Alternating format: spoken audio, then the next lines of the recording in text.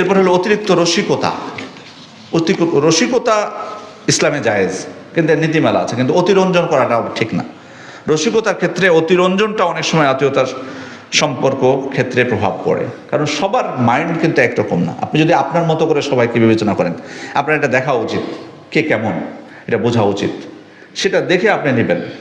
কেউ আছে অনেক রসিকতা সহ্য করতে পারে, আবার কেউ আছে বিন্দুমাত্র আপনি যদি স্বাভাবিক কথার বাইরে বলেন নেবে না, অন্য অর্থ করবে সেটা। আপনি বলবেন এক মাইন্ডে, আপনি করছেন তাকে হাসানোর জন্য বা ভালো লাগানোর জন্য, কিন্তু সে মনে করবে আমাকে হেয় করলো এটার মাধ্যমে।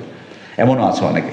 এই জন্য রসিকতা খুব সাবধানে করতে হবে। রসিকতা ইসলামের অন্যতম একটা বিধান, এর কিন্তু অনেক নীতিমালা আছে। আল্লাহ রাসূল সাল্লাল্লাহু আলাইহি ওয়াসাল্লাম নিজেও রসিকতা করেছেন, সেটা হয়তো পরবর্তীতে আলোচনা করা যাবে। তো এইটার ক্ষেত্রে যাতে অতিরঞ্জন আমরা না করে ফেলি। অনেকেই আছেন আমাদের সমাজের মধ্যে, অনেক ভাইরা, ওনার মনে হচ্ছে মানে তার জীবনের পেশাটাই হচ্ছে মানে রসিকতা, সবার সাথে রসিকতা করে সব সময়, মানে প্রতি মুহূর্তে। মানে আপনি যদি তার সাথে 1 ঘন্টা কাটান, ওর মধ্যে আপনাকে ম্যাক্সিমাম, এটা আসলে অতিরঞ্জন, এত বেশি করাটা উচিত না।